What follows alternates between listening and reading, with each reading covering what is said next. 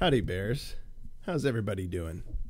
Well, we attempted a live stream this morning, and that was kind of a bust. But hopefully, this one will turn out a little better. And to start out, I have a much better quality thing to share with you. A little song about a friend of ours to support a little mug that he's put out for us. I call this Field of Bears is Special.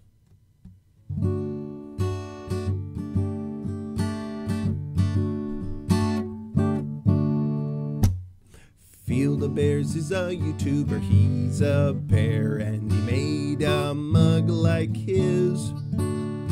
He is a classy dude with bow tie, mustache, and retro glasses. Oh, he is special, special. Field of Bears is special. He does things in his own unique way. Oh, he is special, special. Field of Bears is special. He does things in his own unique way. You had better not call that guy gay.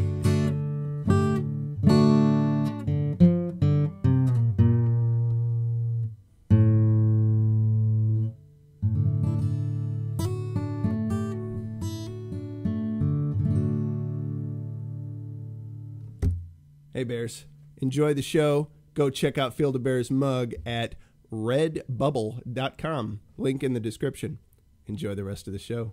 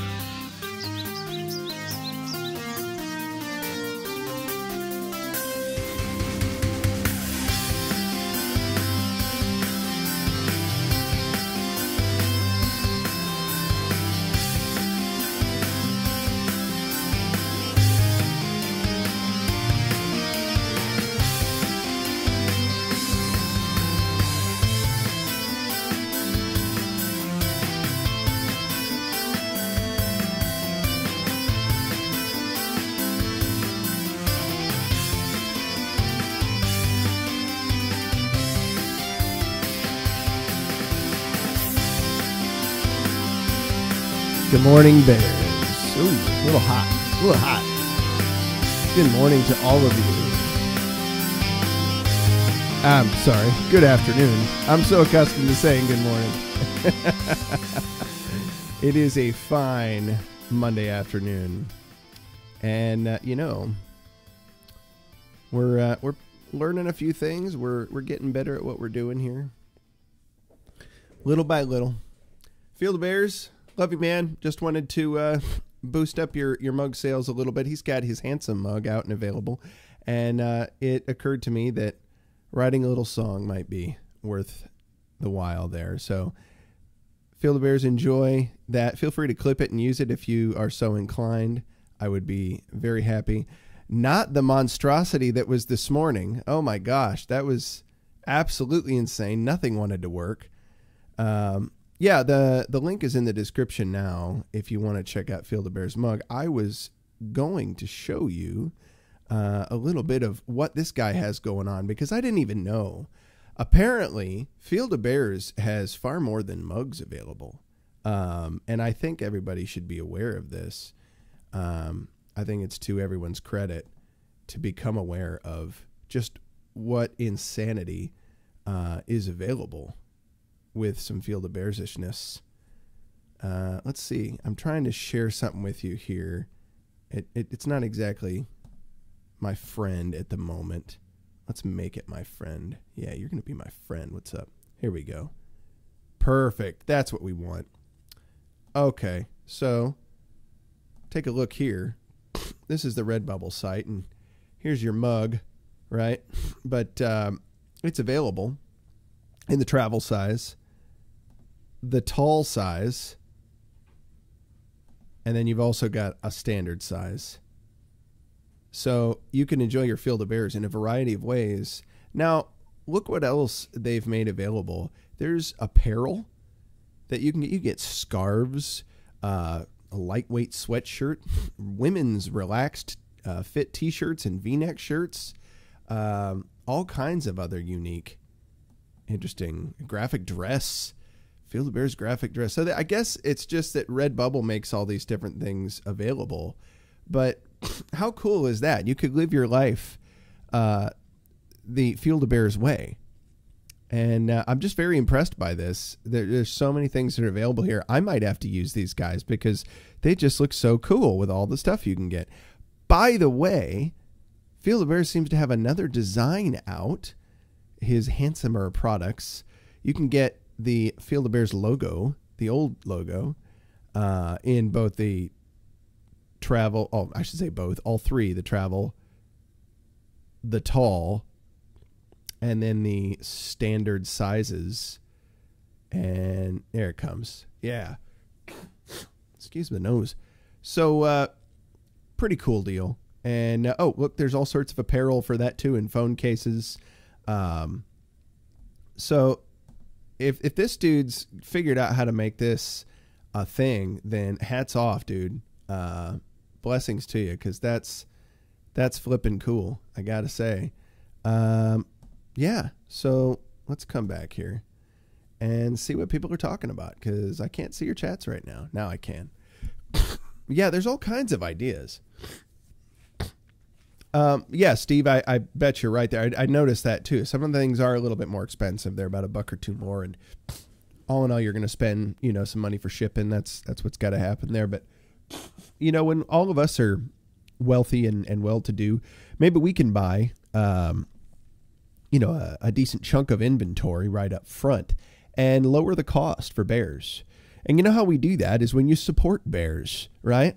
This is bear support. And if you notice in the description section of my YouTube videos here, I'm just gonna pop over to let you guys see this right quick. Let's take a look here in the description section, and we'll just show it here since we're here. I have a section now. Of course, I have the clothes are done in the dryer. Gotta love not having a studio, and you get all the realities of home. It's always funny. Yeah, the bring back Big Bear live streams on his original channel is the idea, and that's going to be there until the WOJCICKI fascism has let up. But I don't see that anytime in the near future. So he's got a decent method that he's seeming to enjoy better. So maybe we'll convert to some other kind of way to stand up for Big Bear there. But bear support, that's going to be a new section here. Any bears out there that are having some kind of thing that we can get behind, we're going to put that up here. So F.O.B's handsome mug is on sale now. Get yours today at redbubble.com. And the link is, of course, there. So that's going to be the way we rock that here. We'll have a bear support section in our descriptions of videos from here on out. It's a good deal. Andrew Kelly's on TV, huh? I didn't realize. Well, that's cool, Andrew. I'm glad to hear it. Oh, your chats. Yes, your chat was on TV. That's what it was. Am I doing more chunk shirt runs, Steve? Yes, I will be. Another run will be coming back up.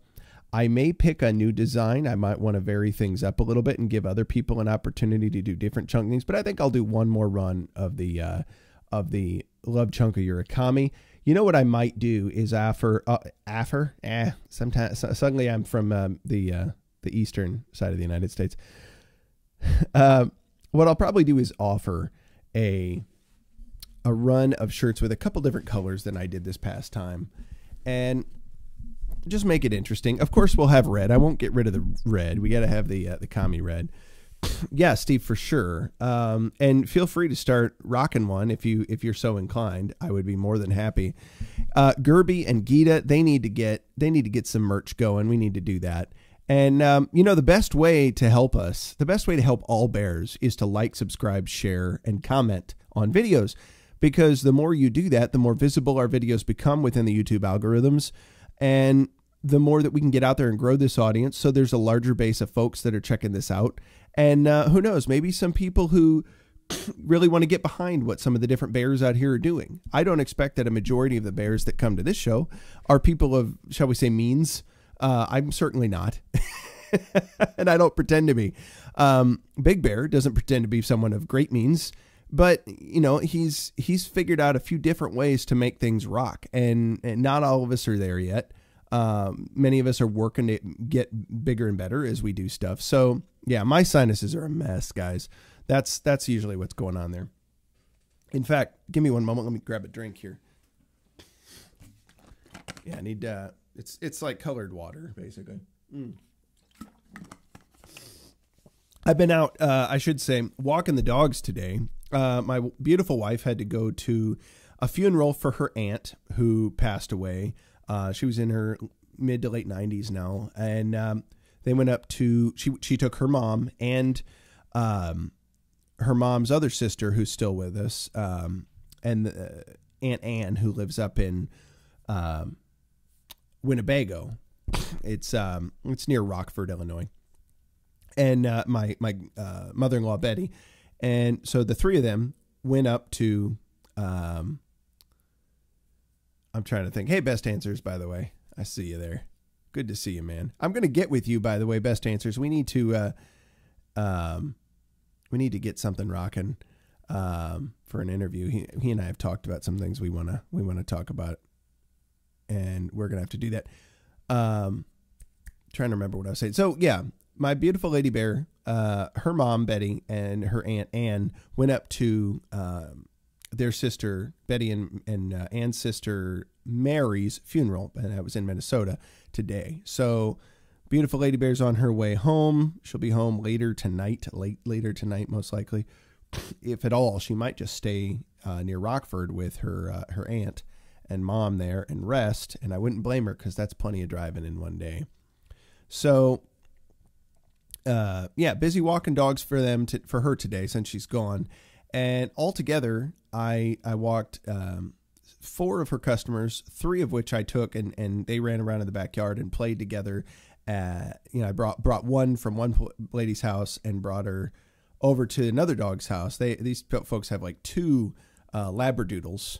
They're actually brother and sister, just from different litters. And the family ended up getting 2 of them from that same litter. They're huge dogs and they're awesome. Big, fluffy. They make me think of Barkley from Sesame Street every time. Like, their hair completely covers their eyes half the time. It's so funny. And their hair actually makes the dogs look bigger than they are. But they're just bundles of fun. Bosco and Bellin, they're sweet puppies. And so I took another dog. Paisley is another one that we watch and walk. And we took her over to play with Bosco and Bellin. And they had a blast for like a half hour. So, yeah, we did some good stuff today. 7 dogs I dealt with. What's happening here? What's the counting, Steve? I missed it. Were you asking a question that I missed? I'm going back looking. Uh-oh. Hang on. I don't know what's happening, but that's okay. That's par for the course here.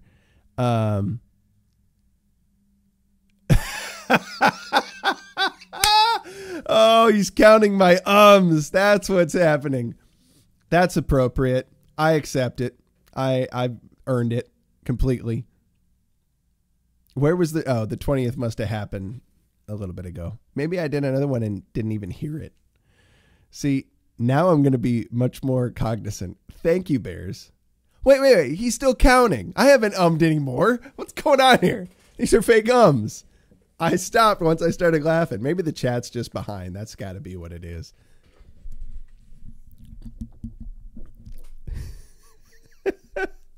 It's so great. I love you guys. See, now there's going to be more pauses, more quietness, because I'm all self-conscious about the ums. Goodness. Yeah, the sinuses are backed up a little bit today. So, excuse me. Fake news, fake ums. So good. I love being with you guys. Absolutely. it makes my day to come on here and join you guys and do this stuff. It's just, I have such a better time in life when I make time to do this. Absolutely love every bit of it. All right. So I've walked a total of, let's see, the 7 that I was taking care of for the wife. And then our 3, I came home and took them for a walk before I did the stream. So that's 10 dogs in a day. I tried to do a live stream this morning. It failed. So I retooled things, got the computer reworked. I also walked 10 dogs.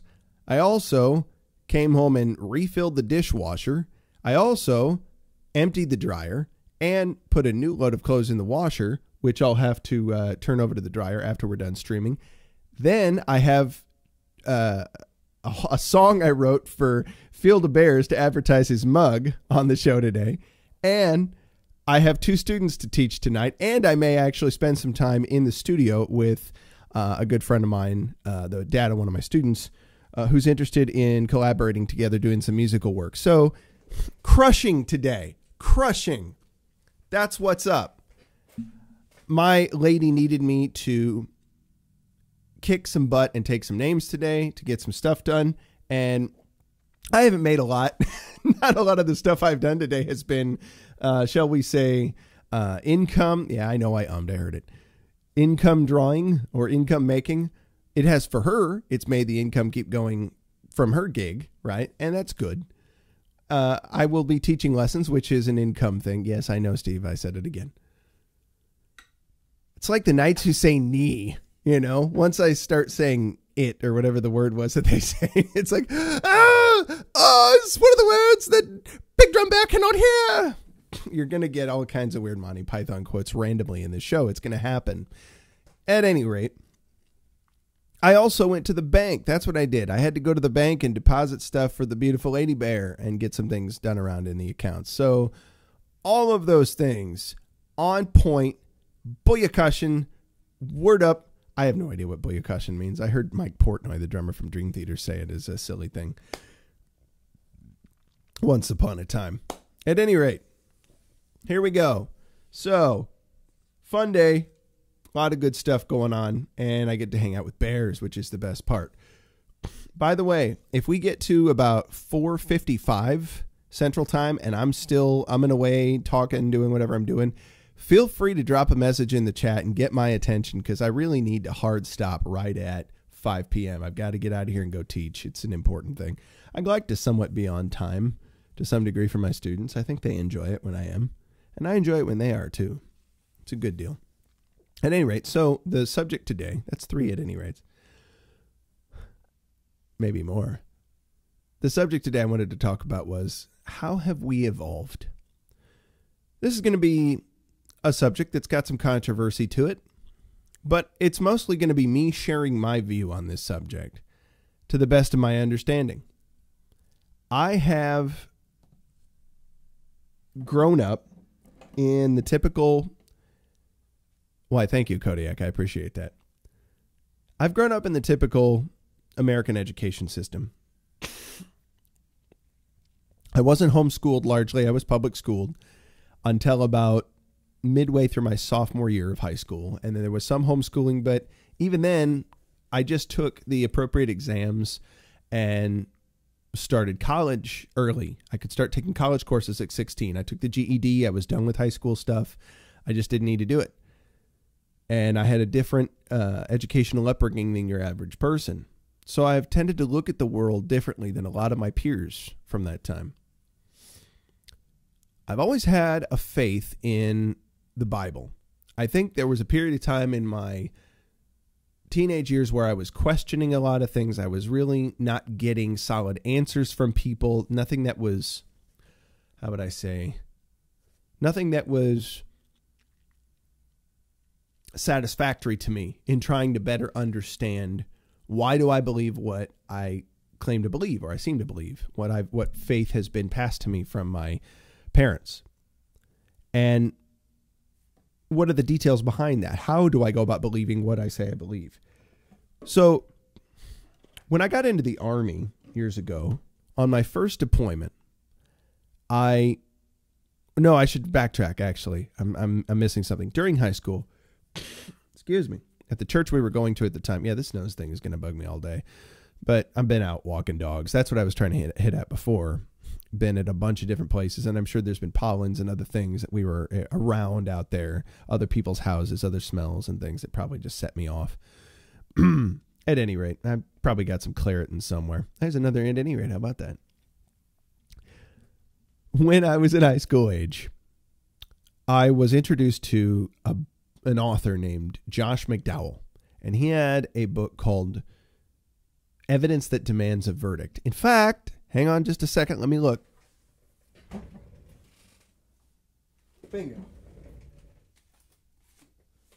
Yep. Evidence That Demands a Verdict by Josh McDowell. Christian apologist, interesting character. And what's the premise of this? Just answering some questions. He said he wants to answer, is the Christian faith built upon good solid evidence? Can the Bible withstand the onslaught of the most scholarly skeptics? Is the Bible a reliable historical record? Was the resurrection a hoax or one of the greatest historical events? Were the events surrounding the life of Jesus Christ accurately foretold centuries before his birth? Why was Jesus Christ profoundly different from any other man who ever lived? So he set out to write a book that answered those questions. But in actuality, when you listen to Josh speak, and I've heard a number of different MP3s of him speaking publicly at different places,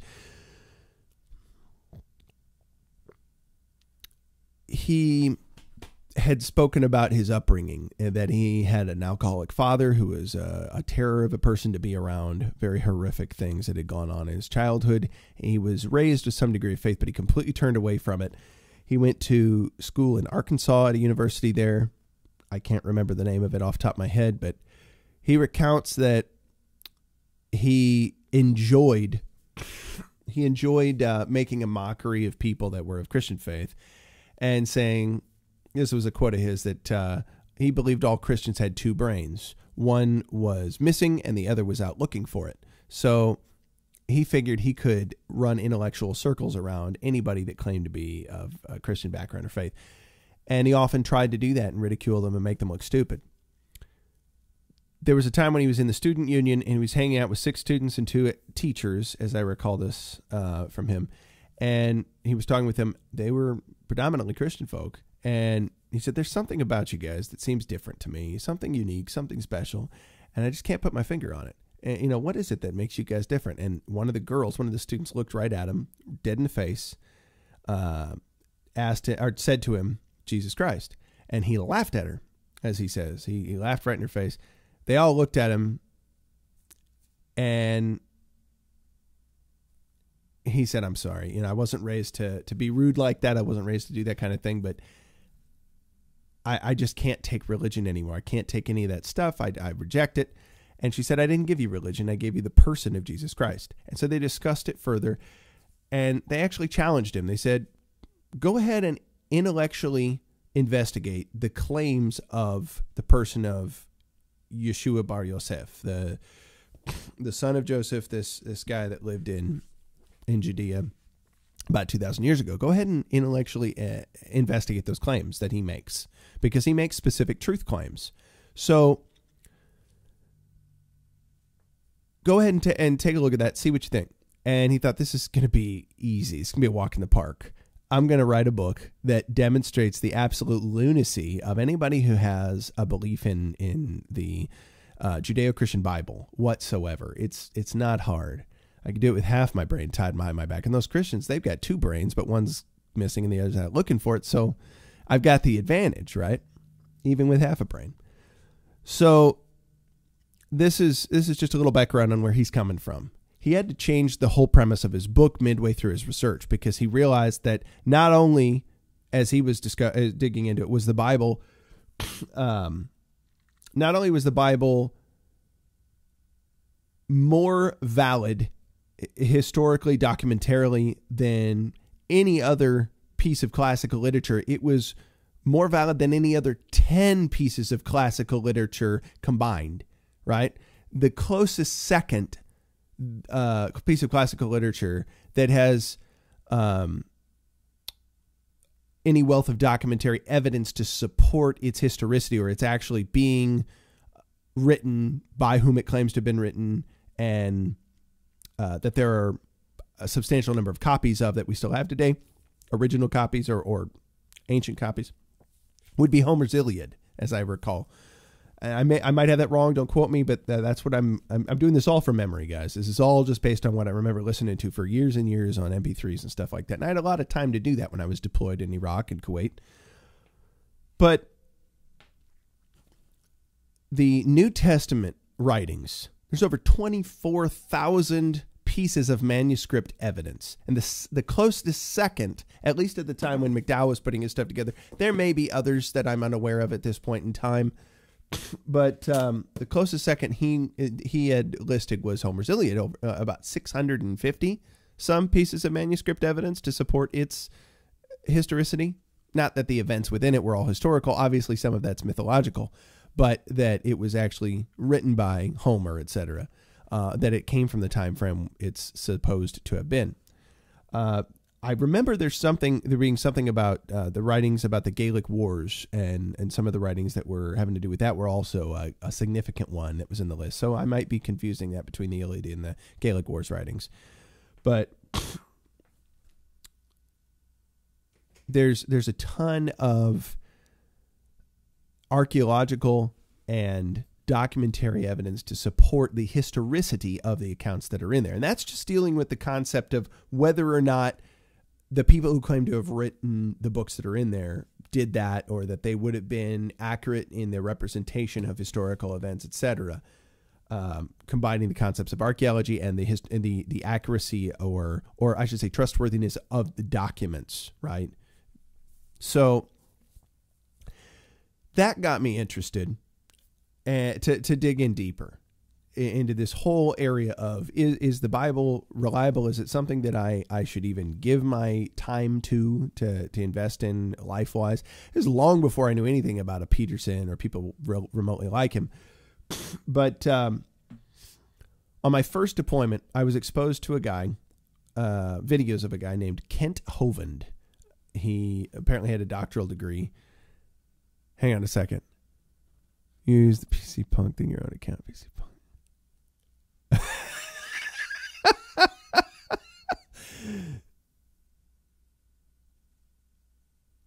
Hang on. Let's see. At Boulder Bear, don't be mad at me for yesterday. You outed yourself, I'm sure, for men that already knew. Oh, okay. You guys are talking about the fermented business. Yeah, I was writing this song for Field of Bears earlier. I know I'm getting squirreled a little bit, but I'm maintaining where I'm at. I'm coming right back to where I was. But I was putting this Field of Bears song together earlier, and I thought I'd add a verse in there having to do with how Field of Bears stepped in there and tried to be a stand-up guy and tried to get the guy to understand, look, this is just good fun, like we're hazing one another, that we do this to each other constantly. All of you who've watched my show know that I've called Steve a shekel-hoarding Jew regularly. It's not a new thing. And so this young gentleman, this fermented character, he was less, I'm assuming it's a he. I might be misgendering. I hope that Fermented Bear's okay with that. But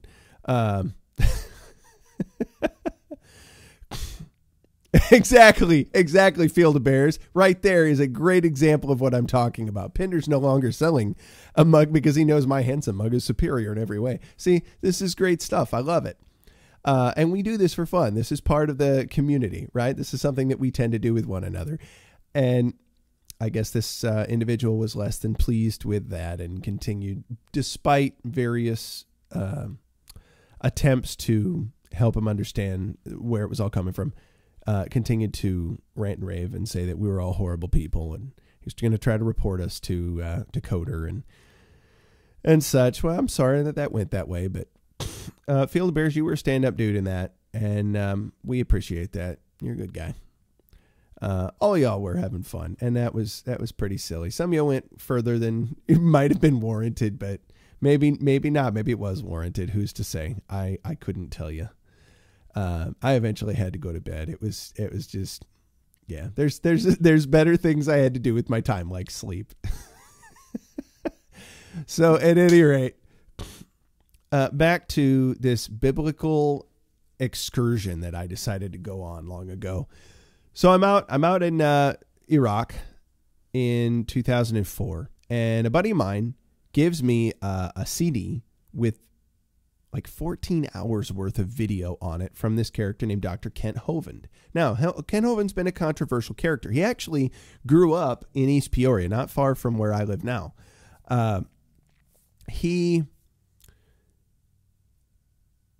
had a seminar that he'd put together to discuss the difference between evolution and science and the Bible, right? So he put a dichotomy appropriately between what we know as evolution, the concept or the theory of evolution, and science, and then made a distinction between evolution and the Bible, not science and the Bible. His thought was that science and the Bible don't contradict at all, that a lot of the perspective we've had on that where there seems to be contradiction is largely misunderstanding of what we're looking at.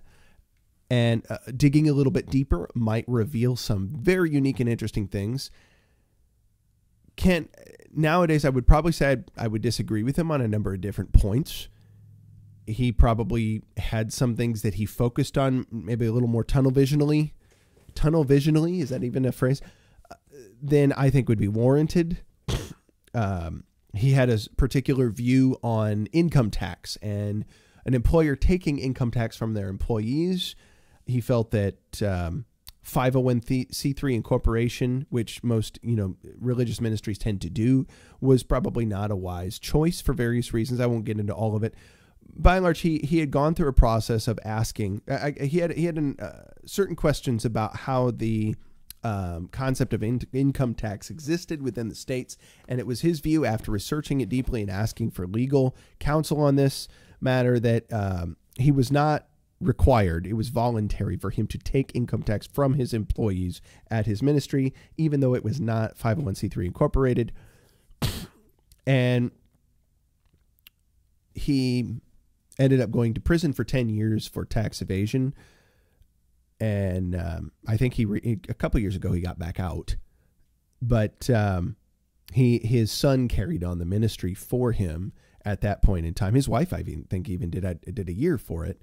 A lot of different details to that situation. I'd encourage you, if you're interested, to dig into it deeper. Kent was always a stand-up guy, real kind guy, probably misguided in some respects. I don't want to speak ill of him completely, because I know his heart was definitely in the right place about a lot of stuff. But his biggest focus was to say, look, I want people to understand that there's issues, there's massive holes with this idea of evolution being completely proven and scientifically based. I've been taught that pretty much my entire life growing up, that the theory of evolution is really not even, it's really just semantics to call it a theory at this point. It's so well documented and proven that we don't even question it in the scientific community, not seriously. But I've never had anybody present me clear, demonstrative information in a comprehensive way. This is important, in a comprehensive way, where they don't try to just say, well, blah, blah, blah, here's a point. Here's just one little thing, and that does it. Like, no. We need to get reductive, right? Stephen Crowder's always talking about, people are saying I'm too reductive, but no, reductiveness is kind of important if you want to get at the truth. I'd like to get at the truth, right? I'd like to understand better. And I'm openly saying right here, I have a perspective from which I'm coming, but I don't have all the information. I certainly know that. There are some people within the intellectual dark web that would probably lean much more toward the side of saying that evolution, as we understand it, has been a factor. Big Bear's talked about that. Stephen Crowder's talked about that. And these are guys who are also Christians. And they say, well, obviously evolution has happened within the history of this world. We're probably several billion years old since we started. And God maybe used evolution to get us here. Maybe the Bible is just allegorical in a lot of ways, telling good stories. It was compiled by well-meaning people over time. I don't know what everybody's different views on that are specific. I'm not trying to represent Crowder's or Owen's views on that. I'm just saying that's what I've understood from a lot of people that I've been listening to over the last couple of years. Now, my understandings about evolution, the theory of evolution, are that it has at least 6 different levels to it. When you talk about evolution, you're talking about at least 6 different things, right? Some of which have been demonstrated to be proven, some of which have not, at least to my understanding. That's another thing, last movement. Yeah, dinosaurs turning into chickens. I've heard about that for a long time, and I'm like, I'm not saying no, I'm just saying I don't know, right? What I do know, right, is that there's at least 6 levels. So let's look at that real quick. I'd have a slide up if I was more prepared for this topic, but I'll get to that. And I'd love to find some more of this stuff. It's simple enough. There's at least 6 levels. So that what we would have is stellar evolution, right? Stellar and planetary, that the stars had to come from somewhere at some point. The idea of evolution, starting with the Big Bang, would be that at some point infinitely in the past, not infinitely, finitely in the past, because Hawking and other physicists had determined that the universe is certainly finite, right? It had a beginning at some point. We don't know where, but it had a beginning. That beginning was the Big Bang. But at that point, nothing exploded. And here we are today is a sum up of that. Nothing exploded, and the universe is here. There's all kinds of theories and ideas about how that transpired, all the details to that. But somehow we have non-living material eventually becoming organic matter. That's abiogenesis, something that is abio or not biological, becoming biological by some means, evolving to become that. Perhaps various random mutations of non-biological material coming about, and suddenly it has qualities that are the proto examples of biological life, and then gradually taking little steps to becoming biological life. So that's another example of evolution, but we have to start all that with stellar and planetary evolution, right? Then you have chemical evolution, right? Because you have to have elements. The entire universe is made up of matter, and matter essentially are elements. So the idea is that we start with hydrogen. You get hydrogen from stars, right? Stars are producing hydrogen constantly. And the other elements would also come through fusion inside of stars over time. You would evolve other combinations of protons and electrons, and you would have all the various different elements that we currently have on our periodic table today through an evolutionary process over who knows how many gazillions of years. I think 17 billion is one of the 16 or 17 billion is one of the accepted ages of the universe, our universe, at current date, at last I knew. And it was all yellow. Very good, Sovereign. So Andrew Kelly's pointing out something worthwhile. I wondered, if DNA mutation is random, how could people happen to have the mutations that they need to survive? Why would there be minuscule adjustments over time if it were random? This is worthwhile. So I'm gonna touch on that in a minute. So the next, or something close to that anyway, the next level of evolution after stellar and then chemical, you'd have to have organic evolution, which is what I was talking about before, abiogenesis, right? Living material spontaneously generating from non-living material, right? And after that, you'd have to have, let's see, where am I? Stellar, chemical, organic. Oh, there was yet another one that I'm forgetting here. It's escaping me. Yeah, organic evolution would be another step. And there's one more in it, a 4th step that's fleeing my mind, and I can't suddenly think of it. But I do know that the one after that one that I'm missing right now would be macroevolution, the change of one type of animal into a fundamentally different kind of animal, right? A lobster, for example, eventually becoming an ape-like creature, a predecessor to modern humans. And the idea is that would have happened slowly over millions, billions of years through various little random mutations, etc. And then the final, the 6th, I wish I could remember the 5th. You know what? I've got the internet. I should know this. Sometimes I forget that I have the internet right here. It's not hard.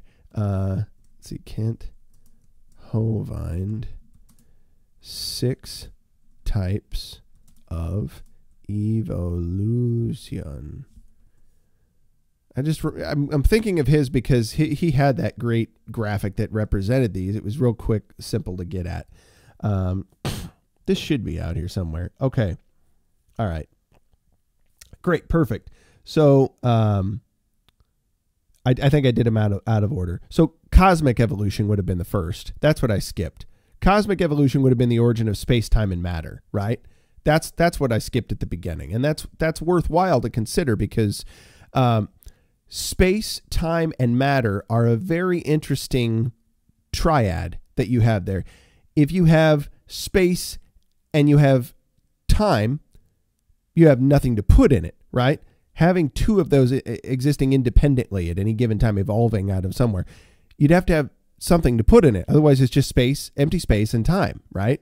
Where's the matter that you get? If you have time and matter, but no space, where do you put the matter? And how, like that's supposedly moving through time. It's existing in a lack of volume, a lack of space to put it in. If you have, space and matter, but no time, right? It's happening all at once, right? So any one of those three things in the space-time continuum, right, as we often refer to it, any of those happening one at a time or two at a time, and you don't have a functioning system. You don't have a functioning existence, right? The three would have had to come into existence simultaneously at the beginning, unless there's some sort of physics theory I've never heard about, but that would facilitate that. I'm not saying it's not possible. My question is it plausible? Is there any evidence to suggest that that's likely, right? Because looking at things from a rational perspective, I see what we have in existence now, space, time, and matter existing unified all at the same time. One would suspect the most logical that I can see thus far, doesn't mean it's right, just means it's the most logical that I can conceive of, is that those three would have to come into existence simultaneously, right? Then you have the chemical evolution, which would be the origin of higher elements from hydrogen, right? And following that would be the stellar and planetary evolution. And you get the other elements out of stars, right? Elements, of course, would have to exist in order for those stars and planets to exist in the first place. So that's really the order in which you'd place those. Organic evolution would be next, the origin of life from non-living matter, right? Then macroevolution of changing one type of animal into a fundamentally different kind of animal. And so dealing with all of those, I think, is worthwhile. just being aware of those having to be part of the deal, right?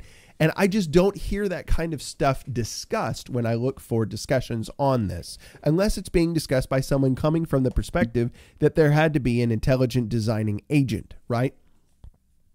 I don't hear discussions or theories on, and it doesn't mean that they're not out there, right? They very well could be. Flying snakes is probably where it came from. You're right, Last Moomin. That's probably what it's all about. So these six different, I've named five. I've named five of them, right? The cosmic evolution, the chemical evolution, the stellar and planetary, organic, macro. What do we have left? The one that has been scientifically demonstrated, the one has been scientifically observed, which is microevolution or adaptation to changes within an environment. It would seem that living creatures do have the ability to adapt to changes that occur within their environment, right? That's certainly clear. Kind of similar, the analogy was given to me like a car maker is usually going to make their vehicles with both a heater and an air conditioner because they don't know which environment it's going to end up in, right? The owner could end up in both environments at different times of that car's life, right? So that car needs to be prepared to endure both climates, right? In fact, many climates have both extremes, so it's totally appropriate that the designer would put both things in there. However, you could live in Arizona where it's largely hot a lot more of the time, or you could live in, Mexico, where it tends to be largely hot and you don't necessarily need a heater. That's entirely possible, but those cars come with it. It's possible, right? And I suspect that living creatures have a mechanism within them to adapt to a variety of different climates, right? Over generations, you might see the predominance of certain traits, like melanin being more predominant in the skin. If you're in a place that's much more, shall we say, sunny and hot, Just saying, right? And then you end up with conundrums like why these pasty white people have tiny little hats, right?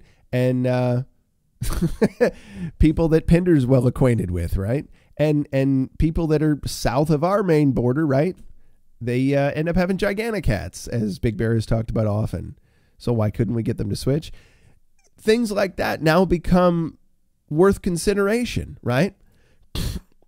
But it seems worthwhile to me just to deal with the first 6 levels of evolution and consider that they do exist. Like if you're going to have us come about, what do you, from random processes, what do you mean by that, right? What is evolution, right? It's at least these 6 things, right? If we're going to discuss it, it's at least these 6 things. The last one, the 6th one, I see evidence of. The other 5, I have not seen direct evidence of. I've heard people say that the macro thing has happened and we've got evidence of that, but I've never actually seen evidence of it. And I've seen a whole lot of stuff, or at least I've read about a lot of stuff and seen examples of some of it as well, that a lot of that stuff is bogus when they say it's happened. A lot of it. So I have some issues with this. I've had it for a long time, and it informs my perspective biblically, right? When I read that book, I actually believe in a younger time scale, right? Now, when I say that, I also believe that time is a physical property of the universe. What does that mean? It means that time can be altered based upon mass, acceleration, and gravity. Those 3 things can impact time and our perception of it, right? How time flows. But those 3 things have been proven to affect time, right? Experiments with atomic clocks have been done where an atomic clock has been put in a plane going one way around the earth and another atomic clock going in another plane around the earth. They go opposite directions. And when they do this, one clock is slightly faster than the other, right? One clock has counted more time than the other, and one less. So with that in mind, and they've gone the same distance, right? They've gone the same distance, but they're going one way around the earth and the other, right? Various other experiments of atomic clocks that are placed at different places in the world. One in Boulder, Colorado, one in Greenwich, England, and they're going to have differences in the way they measure time. If you're in Boulder, you're at a higher elevation, right? So you're less impacted by gravity, right? If you're in Greenwich, you're much closer to sea level. You're much more impacted by the gravity of the earth. So these things, at least gravity, as in that example, and acceleration as well, have been physically demonstrated to have an impact on the flow of time. So at the creation of the universe, whether that happened by a random happenstance of a giant bang, as we refer to it, an implosion of nothing, and then causing an expulsion of what was inorganic matter and later evolved to organic matter, if that in fact occurred, right, in whether it was by an agent or by random processes, the way that time operated at that point in time, if it was from the creative perspective and it was God causing that to occur, Goose Bear got timed out. Why did Goose Bear get timed out by Boulder? I haven't been reading what you guys have been doing, and I didn't give Goose Bear a wrench yet. I gave people wrenches to prevent that very kind of thing. Was he being bad? Was he doing something he ought not? I missed it. I usually try to keep things not so insane in my streams, and I've only got about 5 minutes left, so I don't know if I'm going to be able to fix it. Goose Bear, if you can still hear, I didn't regulate that, but I don't know what the reason was. What was going on? You guys just having fun? With great mod comes great responsibility. Oh, because he didn't have a wrench. You know what? It's my fault then. I didn't give you a wrench in time, Goose. Next, as soon as you're back, I'll give you a wrench. I'm nice like that. Hey, you know what? I'm in charge of this stream. I can do what I want. Welcome, Goose Bear. Welcome to Wrench Life. Ha ha ha ha ha, Boulder.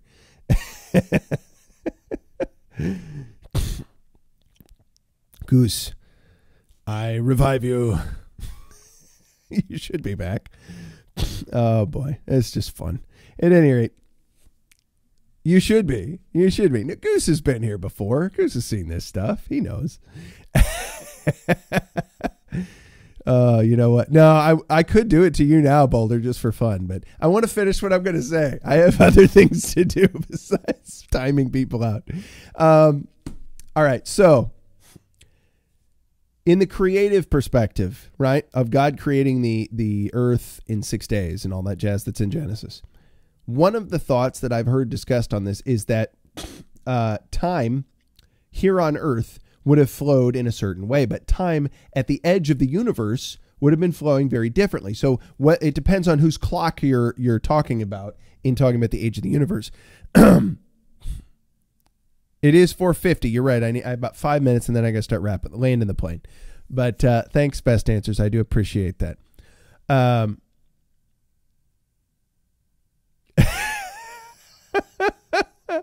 Oh, I've got to stop looking at you guys. You got like cracking me up. It's too good. It's too good. The time here on earth would have been potentially 6 days, 6 normal days as we know it. Even the biblical terms that are used, and there's debate about that. There's plenty of debate about whether it's the same words or if it can be used different ways, whatever it be. The term yom, which is the term for day in Hebrew, one of the terms for day, is used in Genesis to describe 6 days, each day, each successive day of creation. And then it's also the term used in Exodus 20, where God is writing the 10 Commandments with his finger in stone to give it to Moses. And it says, you shall honor the Sabbath day and keep it holy, for in 6 days the Lord God made heaven and earth and the sea and all that in them is. So does he mean a day as some long ambiguous period of time when he's saying that to Moses? Or does he intend for Moses to understand a day the same way that he intended for Adam to understand a day? And granted, we're dealing with some literalized concepts. Do they just mean things in more metaphorical senses there? There's a lot of aspects to Hebrew culture that are definitely worthwhile to include in this discussion, I would suggest. But all I'm really trying to cover for today is the idea that when you talk about evolution, there's at least 6 different levels of evolution that one has to include in that discussion, right? If they're talking about it, which ones are they referring to? Which ones do they think happened? How should I say? Sans God, and which do they think that happened by God's hand? Or do they think it's all non-God, or do they think it's all God? Right? And if it is God, why use the process of evolution and randomness? This would suggest that God is not who he claims to be in the scriptures, that the character of God is not as it's described, and he doesn't in fact have the capability to say, hey, finished product, already done, right? There's a great example as well of dealing with the idea of panspermia, or that some extraterrestrial society that was far advanced beyond ours, way distant past, seeded evolution on our planet by putting DNA coding into the primordial soup of Earth 4.5 billion years ago, or whenever I should say 1 billion some years ago, whenever it started evolving, right, and coming up out of the primordial soup. So the thought was based off of a guy named I'm gonna have to try and think now. Phil Ferrand, I think is how you pronounce his name. And he wrote a series of books called The Nitpicker's Guide for Trekkers or fans of Star Trek. He wrote some for the original series. He wrote some for the Next Generation series, a lot of the movies as well. And they were looking at the way the plot was structured, any technical oversights, during the show, all kinds of little fun things that maybe they flubbed or got wrong. And the plot oversight stuff was kind of some of the funniest because they stepped on their own feet writing this show sometimes. And it makes sense when you're trying to write a TV show. Sometimes you don't keep consistency from episode to episode. You're going to have some, contrivances for a plot just to get the episode done that really don't make any sense, and that's pretty common in science fiction. That's going to happen. The idea is to get the show done and made and make money, not always be 100% right for the nerds. So there was an episode. I can't suddenly think of the title of the episode. I wish I could. I'll probably look that one up. It was an episode where an old friend, it was on the Next Generation series with the bald captain, Captain Picard. And this guy's always had this fascination with archaeology. He had an old archaeology teacher from when he went to Starfleet Academy. And this guy was coming back around to hang out on the Enterprise for a little bit and asked Captain Picard to join him on like what he thought would be the most incredible archaeological expedition of their time. He was on the verge of discovering something about humanoid species, not just humanity, but all different humanoid species throughout the galaxy, and that they might have a common ancestry together. So he didn't know much about how to explain it to him, or he didn't want to. He was keeping it kind of hush-hush. And then somehow he was leaving. Picard said, I'm not going to go with you. I've got a life here and responsibilities. So the professor's all pissed off. He leaves in a huff. He's not gone more than like 10, 15 minutes, and all of a sudden he's being attacked by some ship of people that are like information dealers, black market information dealer guys. And they shoot him, and it damages his ship, damages him, and he dies from his injuries. Picard's like, well, we're going to go find out what was going on. We're going to finish this puzzle. Turns out there's like Klingons, and they were one of the bad guys, sometimes friends. Cardassians, another villain that was in the show, another adversary, and the Romulans. They're all out there. They're like cousins of the Spock people, They're all out there trying to go after this stuff because supposedly they're getting genetic samples from all these different worlds that apparently link together and form some kind of computer program, right? It's like different bits of DNA code from all these different worlds that somehow interact together and form a computer program. Howdy, Mofo Nature Bear. What's up? So the Enterprise is trying to rush to be the first ones to get this done and beat the other people. And they end up finally doing it. And there's like a showdown at the end. It's like getting real tense. Like there's going to be a fight about it because some people think maybe it's an ultimate weapon. Some people think maybe it's, a recipe for biscuits that nobody knows what it could be. And they get the last little bit surreptitiously while everybody else is fussing, put it in their little computer thing, their tricorder or whatever they call it. I know it's a tricorder. I'm a total nerd. I'm pretending like I'm not. And they put all the pieces together in here, and it starts this computer program, and it makes a little projection out of there, and it plays back this message, this video message that was recorded billions of years ago by some species that seeded DNA on all these different planets. And it was like, we'd hoped you'd find each other one day and be at peace because you came from our DNA ultimately, but you all evolved in your own ways. So the writer, Phil Ferrand of these Nitpickers Guides, talks about these. He says like, okay, here's the premise for this episode. It's kind of funny.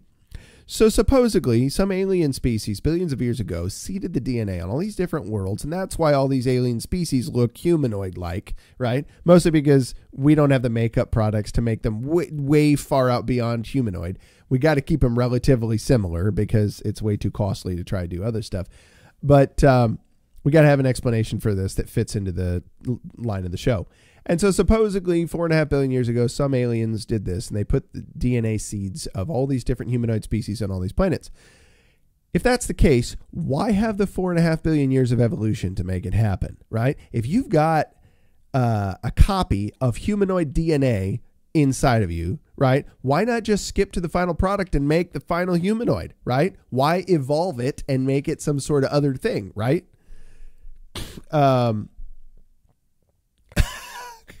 Would you guys stop timing people out?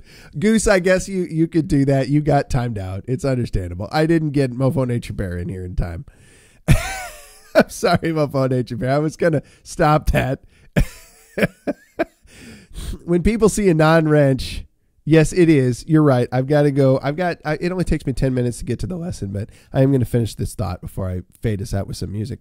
Yeah, he said, why have the 4.5 billion years of evolution? Why not just skip to the final product? Unless you have a mutation evaluator, right? And so the whole idea is to have the evolution. If you're evaluating whether a mutation is a good one or a bad one, and then you go with the good ones, right, to continue the evolution that way, you have to have some reference of the final product DNA in there. So still, if you have an idea of what the ultimate product is to get to, why evolve for 4.5 billion years? It doesn't make sense. So the panspermia idea has some holes in it as well, is my point.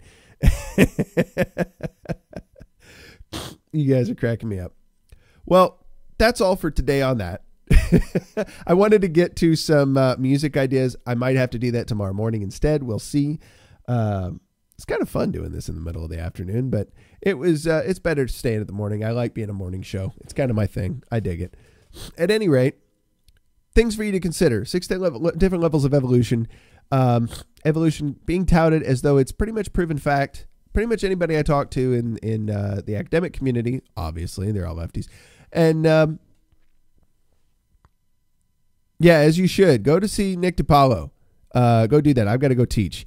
But consider that. If you guys got other thoughts on, is evolution a proven thing or is it still barely a theory? Feel free to drop some comments. I'm going to continue this discussion as we move on in the coming weeks. It won't be every day, but some days. I'm going to come back to this and bring some more like detailed info. I'd love if I could sit here for an hour and a half and dig deeper. Now that you've got some of the framework, you know where I'm headed. So at any rate, thanks much for coming in. Don't forget to get yourself a Feel the Bears mug because he's Feel the Bears and he's a handsome dude and we want to support what he's up to. But until next time, I love you guys. I will see you mañana. Thanks for stopping in this afternoon and putting up with the insanity. Love you, Bears. You all take it easy. Pieces. Oh, before I forget, engage your mind, engage your body, engage your heart. Seek to serve the ultimate purpose. That's what we're about. Peace, Bears.